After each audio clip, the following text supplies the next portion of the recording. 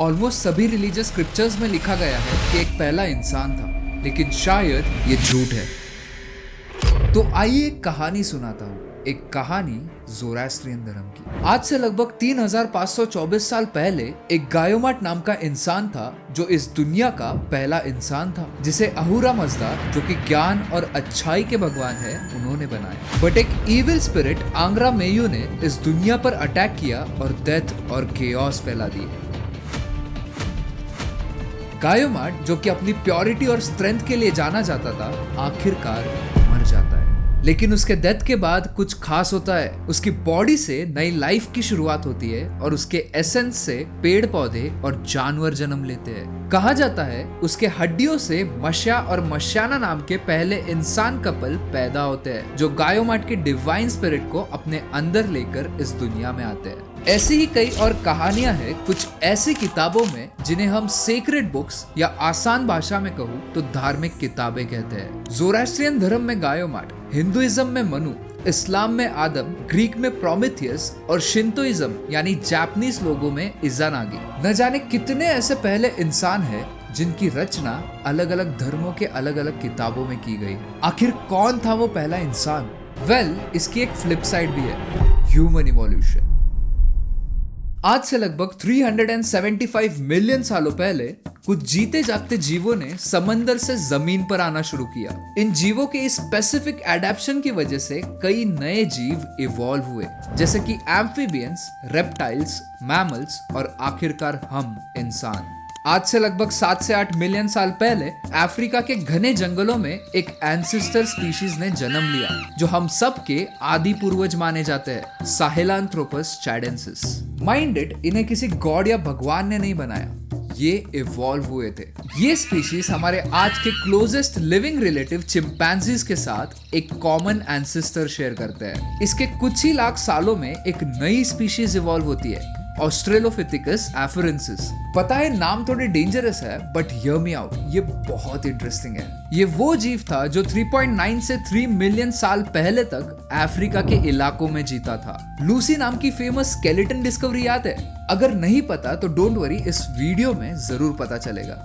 दरअसल लूसी इसी स्पीशीज से बिलोंग करती है और ये हमारे अर्ली एंसेस्टर्स के बीच एक कॉमन एग्जाम्पल है जो मोस्टली अपराइट वॉक करते थे, जैसे हम आज करते हैं। फिर 2 मिलियन साल पहले इवॉल्व होती है एक और स्पीशीज, होमो हैबिलिस, जिसे हैंडीमैन भी कहते हैं क्योंकि ये इंसान सबसे पहले बेसिक टूल्स बनाने और उनका यूज करने लग गए थे। नाउ हमारे ऐसे कई अलग अलग स्पीशीज थे और इनका डिस्क्रिप्शन में अगर आपको देने बैठा तो इस पर एक पूरा नया वीडियो बन सकता है। लेकिन एक बात याद रखना बहुत इंपॉर्टेंट है कि ये सारे स्पीशीज एक के बाद एक नहीं आए, बल्कि कई बार तो 2 अलग अलग स्पीशीज एक ही समय में एग्जिस्ट करते थे, जैसे कि होमो सेपियंस और निएंडरथल्स।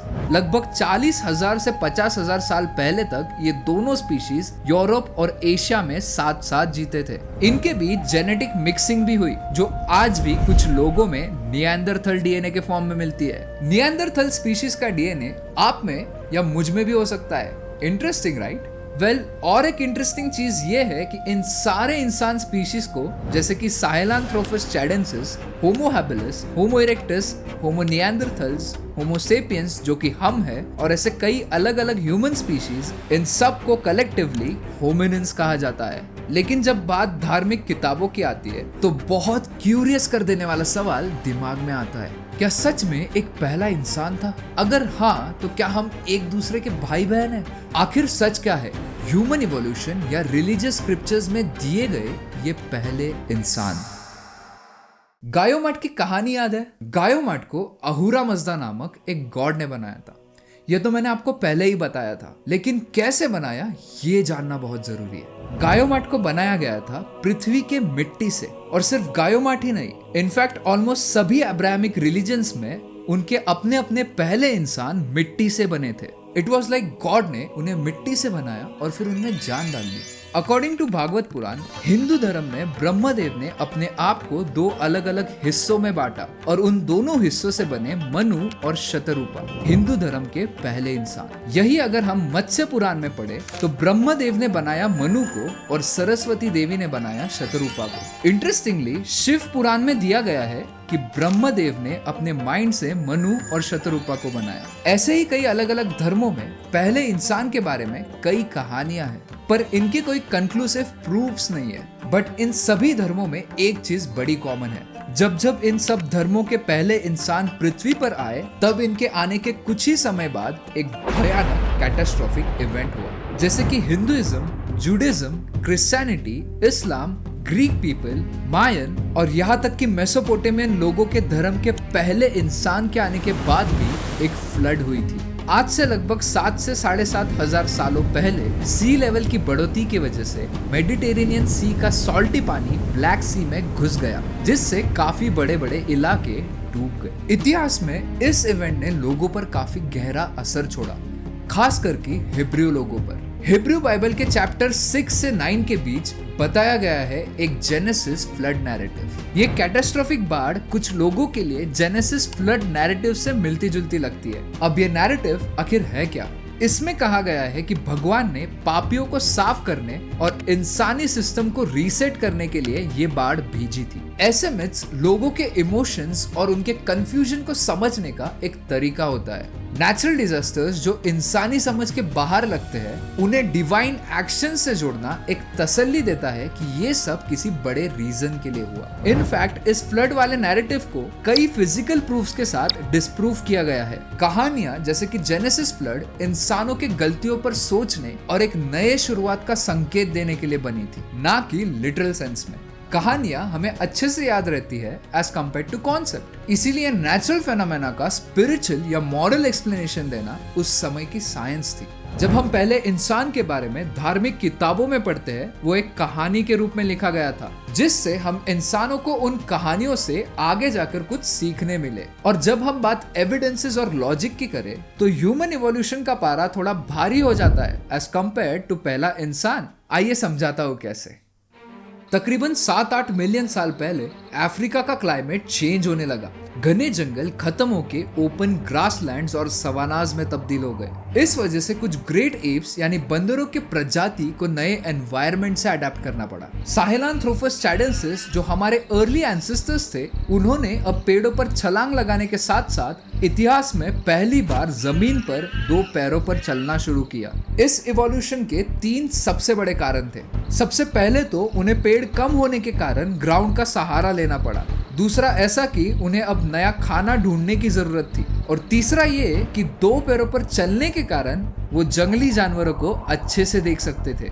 ऐसे ही साहेलांथ्रोपस चाइडेंसिस एक ऐसी स्पीशीज बनी जिनकी बदौलत आज हम इतने इवॉल्व हो सके। चार्ल्स डार्विन की theory of evolution by natural selection भी यही कहती है कि जो ऑर्गेनिज्म अपने एनवायरनमेंट के हिसाब से बेस्ट अडेप्ट करते हैं, वही सरवाइव और रिप्रोड्यूस करके अपने ट्रेड्स अगली जनरेशन तक पहुंचाते हैं। इस एडेप्शन का सबसे अच्छा एग्जाम्पल है टिबेटियन प्लेट्यू के लोग। टिबेटियन हाईलैंड्स का एक छोटा सा गांव जहां लोग 4,500 मीटर्स की ऊंचाई पर रहते हैं। यहाँ हवा में ऑक्सीजन सिर्फ 60% होता है।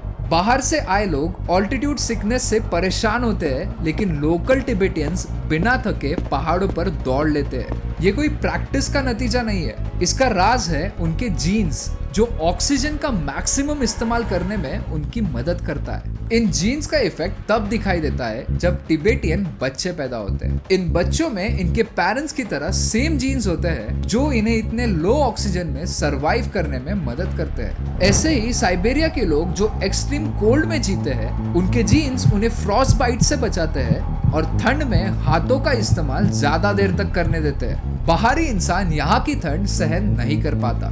इवन साउथ ईस्ट एशिया के बजाव लोग समंदर के अंदर 15 मिनट तक रह सकते हैं। उनके जेनेटिक्स उन्हें एक्स्ट्रा ऑक्सीजन स्टोर करने में मदद करते हैं, जैसे कि डीप सी डाइविंग सील्स में होता है। अब ये सब मैं आपको क्यों बता रहा हूँ, राइट? क्योंकि ये ह्यूमन इवोल्यूशन को समझाता है।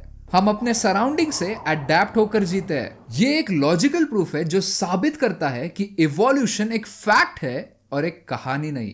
हमारा कोई पहला इंसान था ही नहीं। दरअसल 1974 में इथियोपिया के एक रिमोट एरिया में एक साइंटिस्ट डोनाल्ड जोहानसन अपनी टीम के साथ फॉसिल्स ढूंढ रहे थे। एक दिन जब वो एक ड्राई रिवर बेड के पास चले गए, उन्हें एक छोटी सी हड्डी मिली। उस हड्डी को देखते ही उन्हें लगा कि ये कुछ स्पेशल हो सकता है, और जब उन्होंने उस जगह और एक्सकेवेशन की तो उन्हें एक पार्शियल स्केलेटन मिल गया, एक फीमेल ऑस्ट्रेलोपिथेकस एफरेंसिस, जो आज लूसी के नाम से फेमस है। याद है, लूसी का जिक्र मैंने पहले भी इस वीडियो में किया था। लूसी की एज लगभग 3.2 मिलियन ईयर्स है। जोहानसन और उनकी टीम ने नोटिस किया कि लूसी के हिप्स और लेग बोन्स ह्यूमंस के जैसे थे, जो प्रूव करते हैं कि वो अपराइट वॉक करती थी, लेकिन उसका स्कल और आर्म्स एप्स जैसे थे। लूसी की डिस्कवरी इवोल्यूशन का एक मिसिंग लिंक था, जो प्रूव करता है कि ह्यूमंस और प्राइमेट्स एक कॉमन एंसेस्टर शेयर करते हैं। आज भी लूसी ह्यूमन इवोल्यूशन का एक सबसे स्ट्रॉन्ग एविडेंस मानी जाती है, और ऐसे ही कई और फॉसिल रिकॉर्ड्स आज हम इंसानों के पास मौजूद है। इनफैक्ट फॉसिल रिकॉर्ड्स ही क्यों, हमारे पास तो डीएनए एविडेंसेस भी है। 1987 में साइंटिस्ट का एक ग्रुप एक यूनिक मिस्ट्री सॉल्व कर रहा था, ह्यूमन ओरिजिन की मिस्ट्री। इसके लिए उन्होंने माइटोकॉन्ड्रियल डीएनए यानी एम्प्टी डीएनए को स्टडी करना शुरू किया। ये डीएनए हर इंसान को सिर्फ अपनी माँ से मिलता है, और टाइम के साथ साथ इसमें बहुत कम चेंजेस होते हैं। उन्होंने अलग अलग कॉन्टिनेंट्स के लोगों के एम्प्टी डीएनए सैंपल्स कलेक्ट किए और इनका कंपैरिजन किया। रिजल्ट्स ने एक सरप्राइजिंग बात रिवील की। सबसे पुरानी एम्प्टी डीएनए लीनिएज अफ्रीका में शुरू हुई थी, लगभग 1.5 से 2 लाख साल पहले। इस डिस्कवरी को माइटोकॉन्ड्रियल ईव का नाम दिया गया, लेकिन ये ईव कोई एक औरत नहीं थी जिससे सब कुछ स्टार्ट हुआ। ये उन एंसेस्टर्स का सिंबल थी जो अफ्रीका में रहते थे। इस फाइंडिंग ने साइंटिफिकली प्रूव किया कि मॉडर्न ह्यूमंस का ओरिजिन अफ्रीका में हुआ। इवन अगर हम ह्यूमंस और चिंपैंजीज के डीएनए को कंपेयर करें तो एक इंटरेस्टिंग चीज सामने आती है। हम दोनों स्पीशीज का डीएनए 98.8% तक सिमिलर है। मतलब हम और चिंपैंजीज एक दूसरे के क्लोजेस्ट लिविंग रिलेटिव्स है। ये सिमिलैरिटी बताती है कि हम दोनों का एक कॉमन एंसेस्टर था। अब ये डीएनए सिमिलैरिटी सिर्फ सरफेस लेवल तक नहीं है, इससे भी इंटरेस्टिंग चीज है ह्यूमन क्रोमोसोम 2। हमारे पास 46 क्रोमोसोम्स होते हैं, जबकि चिंपैंजीज के पास 48। ह्यूमन क्रोमोसोम 2 एक फ्यूजन है जो 2 अलग एप क्रोमोसोम का मिलाव है। ये फ्यूजन एक जेनेटिक मार्कर है जो ये प्रूव करता है कि हमारे एंसेस्टर्स ने अपने 2 क्रोमोसोम्स को मर्ज किया था, जो चिंपैंजीज के अलग अलग क्रोमोसोम्स में अब भी दिखाई देता है। बिलीव इट और नॉट, इस एक क्रोमोसोम की मर्ज होने की वजह से आज हम चिंपैंजीज के मुकाबले काफी एडवांस है। इनफैक्ट ह्यूमन इवोल्यूशन का एविडेंस आप अपने शरीर में ही देख सकते हो। एक एग्जाम्पल लेते हैं अपेंडिक्स का। पहले जब हमारे एंसेस्टर्स काफी ज्यादा कच्चा और फाइबर रिच खाना खाते थे तो अपेंडिक्स एक डाइजेस्टिव ऑर्गन की तरह काम करता था, लेकिन जैसे जैसे हमारा डाइट चेंज हुआ अपेंडिक्स की जरूरत कम हो गई। ये आज के ह्यूमंस के लिए एक वेस्टिजियल स्ट्रक्चर है जो बस बॉडी में पड़ा है और कभी भी इन्फेक्शन की वजह बन जाता है। अब यह वेस्टिजियल स्ट्रक्चर एक ऐसा बॉडी पार्ट या ऑर्गन है जो इवोल्यूशन के प्रोसेस में अपना असली फंक्शन लूज कर चुका है, पर अभी भी बॉडी में प्रेजेंट है। इसका एक और एग्जाम्पल है विजडम टूथ। पुराने जमाने में जॉ बोन्स बड़े और मजबूत हुआ करते थे और विजडम टूथ एक्स्ट्रा खाना चबाने के लिए यूजफुल था, लेकिन अब जॉ साइज छोटा हो गया है और ये दांत अननेसेसरी दर्द और डेंटल प्रॉब्लम्स लाता है। ऐसे ही एक और वेस्टिजियल ऑर्गन है जो हमारे इवोल्यूशन का सबसे बड़ा सबूत है। एक समय था जब हमारे एंसेस्टर्स जंगल में पेड़ों के बीच रहते थे और उनका शरीर इस तरह इवॉल्व हुआ था कि उनकी टेल उनके लिए एक जरूरत थी। जब वो पेड़ों पर चढ़ते कूदते या जमीन पर तेज भागते थे, टेल का काम था बैलेंस मेंटेन करना। लेकिन जैसे जैसे समय बीता हमारे एंसेस्टर्स ने पेड़ों से नीचे उतरना शुरू किया और ज्यादा टाइम जमीन पर चलने लगे। जमीन पर चलना एक नए तरीके का एडेप्शन था जिसमें बाइपेडल लोकोमोशन यानी दोनों पैरों पर चलना डेवलप हुआ। इस नए मोड ऑफ मूवमेंट के साथ टेल की जरूरत कम होती गई। बैलेंस मेंटेन करने के लिए उनके शरीर ने नए मैकेनिज्म्स अडॉप्ट किए, जैसे स्पाइनल कर्वेचर और पेल्विक स्ट्रक्चर का इवोल्यूशन। आज हम ह्यूमंस के पास टेल बोन यानी कॉक्सिक्स है, जो पुराने जमाने की उस टेल की एक छोटी सी याद है। टेल तो इवॉल्व होते होते गायब हो गई, लेकिन उसका बेस हमारे शरीर में अब भी एग्जिस्ट करता है। कॉक्सिक्स का आज के जमाने में कोई सिग्निफिकेंट काम नहीं है। ये वेस्टिजियल स्ट्रक्चर एक प्रूफ है कि हमारे शरीर का डिजाइन एक इवोल्यूशनरी प्रोसेस का हिस्सा है। साथ ही साथ इससे ये भी साबित होता है कि हमारा कोई पहला इंसान था ही नहीं। नाउ ऐसे वीडियोस को बनाने के लिए बहुत ज्यादा रिसर्च और मेहनत की जरूरत पड़ती है।